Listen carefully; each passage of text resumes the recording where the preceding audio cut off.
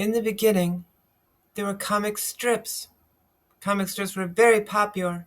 People bought newspapers by the millions, and every newspaper had a comic section that people devoured. It may be hard to imagine this today, but in the 1930s, comic strips were equal to, if not a greater part of popular culture than movies and radio. But there was a problem with comic strips. You could only sell them once. You could sell more tickets to a movie because each communal viewing experience in a theater might be different with a different audience, but there was little incentive to buy the same newspaper many times because your reading experience would always be the same. Oh, what to do? Oh, what if we reprinted comic strips in a tabloid-sized serial, printed on the same quality paper as the newspapers, often on the same presses, and stapled together along the spine, but in a different arrangement so it would seem like a different reading experience. And thus the comic book was born. I'm not going to be talking about the first comic book or even the first successful monthly comic book series today. I'll be talking about that latter one in the next episode. Retired Colonel Malcolm Wheeler Nicholson had nothing to do with either of those two things. You may know that name. History will always remember that name because Malcolm Wheeler Nicholson changed the course of history by asking a very simple question. If people will pay for a comic book full of reprints, will they also pay for a comic book full of brand new material? Today we're looking all the way back to 1935, cover date February 1935, and the first issue of New Fun. The Indica tells us this issue went on sale on January 11th, 1935, was edited by Lloyd Jacquet. I'm just guessing how to pronounce that name. It's French. And was edited by the aforementioned Malcolm Wheeler Nicholson. You'll be hearing more about both of those names from me in the future. And I might even know how to pronounce Jacquet by then. And though Malcolm has the budget to hire multiple artists, he doesn't have enough money yet to hire writers.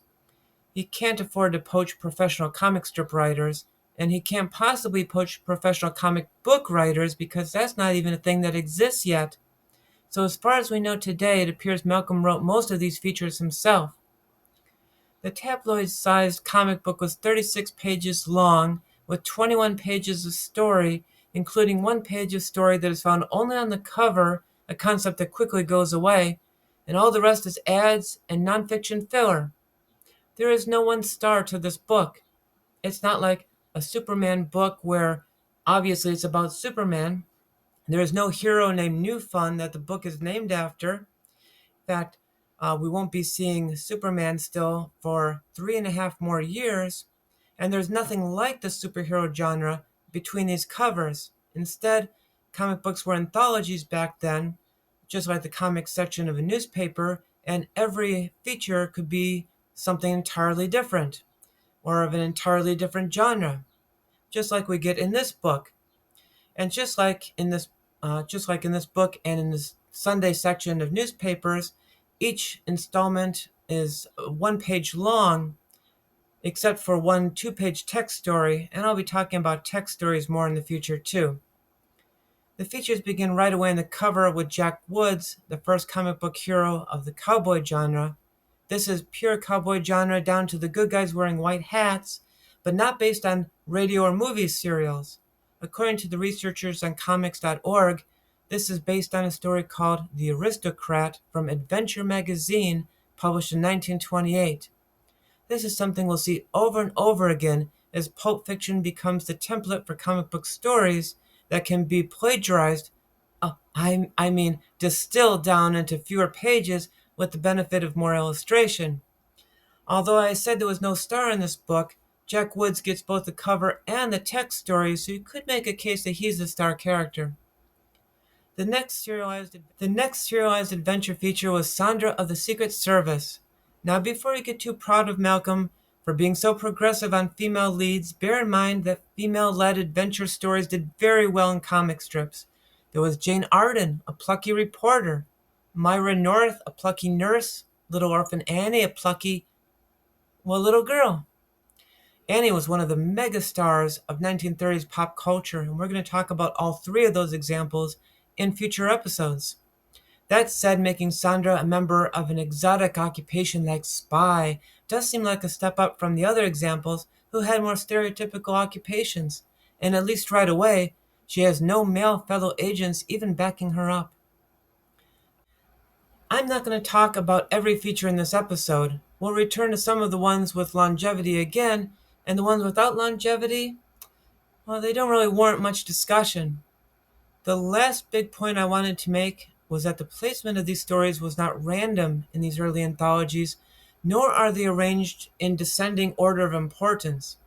The first feature is there because it was seen as a strong lead, something that readers at the time would see and they would hook them. But then you also want a strong closing story because that's the last thing that they're going to read before they're done, and you want to end the book on a high note so readers will remember that and come back. You can see evidence of this from later DC anthologies, where the next characters due for their own titles were kept at the first and closing slots, like, let's say, Flash and Hawkman. Everything in between can be filler. In many cases, it was literally intended to be nothing but filler. The closing feature is 2023 Super Police. It's always fun seeing what people in the past thought the future was going to be like in years that are already part of our past. If you missed police flying around in jets that can transform into submarines last year, then you're just like the rest of us. But while it's fun to laugh and go, haha, boy, were they stupid back then, bear in mind that is a very cynical way to think, and also that people were just more optimistic about the future back then. Today's fiction is filled with dystopias where everything has gone wrong, and it takes a very different mindset to write utopian fiction and imagine a world where things can be put right. Keep that mindset in mind as we move forward because it is going to be crucial to understanding the superhero genre when we get there. So thanks for listening today, and don't forget to like and subscribe. Bye bye.